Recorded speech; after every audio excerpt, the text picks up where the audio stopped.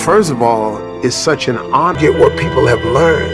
And that's far more valuable. If you can watch this man and you can pick up something, some little motivational tidbits, some little way of looking at life where you can change your attitude, which then changes your altitude. By the time I was in the 11th grade, my focus had shifted from me being an actor to what I was going to be doing in life. I wanted to be in the military. I wanted to be a fighter pilot. I wanted to fly airplanes.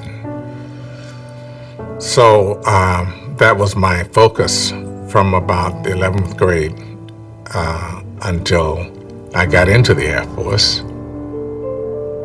But when I got in and started to live that life, it occurred to me that I had been functioning from my romance with movies. You know, you've seen all these war movies, and so you're thinking reality when it's all make-believe. You're really expecting a camera to be mounted somewhere on this thing. You're not expecting to be actually killing people. So get out of here and go on and be an actor. So that was it. It was just like one of those moments in your life when you have to change roads, you know.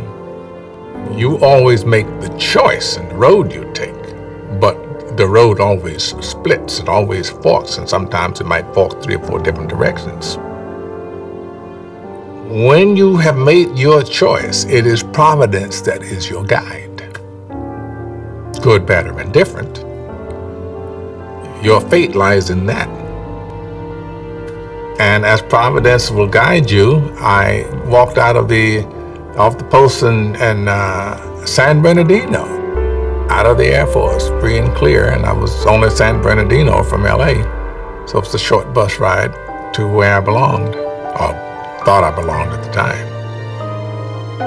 Why don't we figure more in it?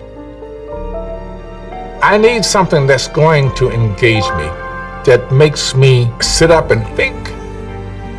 I refuse to take part in anything that is going to denigrate a people.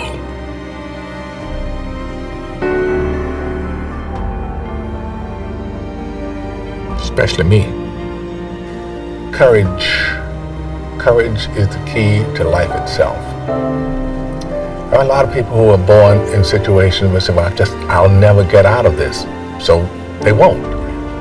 I say to people who say, well, I would like to have done so and so and so. So, well, you could have done it. So, well, I couldn't get out of here. Man, the bus runs every day. Well, my life is a class, if I was to say. It probably teaches that you can be yourself and an individual if you are comfortable with not everybody liking you or how you think. If you're comfortable with going against the grain, if you're comfortable with, people making fun or saying really nasty stuff, if you're comfortable with all of that, and you can be yourself. That's the price. The price of being yourself is, other people's angst about you being yourself. The other part of the class is that mistakes are okay. And flip out only when you need to, but then really flip out, go all out. But, make it a choice time when it really means something, And remember, we're all kids at heart. Everybody wants to hear something nice. Just be nice to people. It's not that difficult. That's what we want to, I think. Everything that I thought I understood, everything that I thought I knew to do right, everything that, how to be smart, how to have peace, how to know that everything will work out. I didn't believe that anymore. It's called faith. I had none. And so, and I never had. Maybe the hardest part is if you teach You have to live your teaching. You can't say, you do not as I do, but do as I say. No. You have to say, I'm doing my best to live what I teach.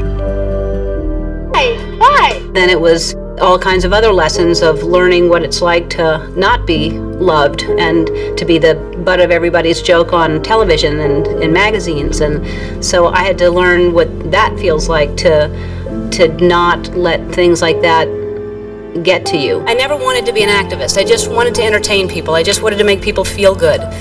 I remember the first letter I got where somebody said I saved their life, that they were going to kill themselves, and that they didn't because of what I did. But since I've witnessed the discrimination and the double standards and heard about the statistics for gay teen suicides, I've had to rethink that. And so if by standing up for what I think is right makes me an activist, I'm an activist. My father came home and she said, Slick, which was my daddy's nickname, your boy been up at the school being a smart aleck. Now I already know I'm gonna get a whipping for this. She said, tell him what you wrote on your paper. And I said, I want to be on TV. And my father said, well, what's wrong with that? And she said, well, he being a smart aleck and putting something like that that's unbelievable on the paper. So my father said, Bill, how come the boy can't put on the paper he want to be on TV? So they were starting to get into an argument, so I got sent to my room, which I knew what that meant. That means go in your room, get ready, we're gonna get this whooping, right? So I go in my room, and after having a discussion, my father came in the room. He said, all right, this is what I want you to do. What does she want you to put on your paper? I said, I don't know, Daddy, like a basketball player, what all the rest of the kids wrote. He said, well, put that on the paper. Take that to school tomorrow and give it to her. Take your paper and put it in your drawer.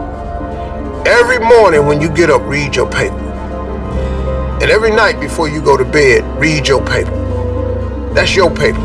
What he told me was a principle of success, that if you write it down and envision it, anything you see in your mind, you can hold in your hand.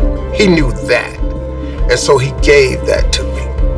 After that, every year when the teacher was living, I used to send her a TV for Christmas because I wanted her to see me. She saw me one year and she said, boy, you send me all these TV from wherever you are and you don't understand, I got too many TV.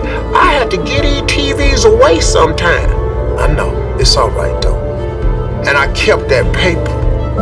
And that little boy with the stuttering problem is on TV 7 days a week. I'm big on information. I think information.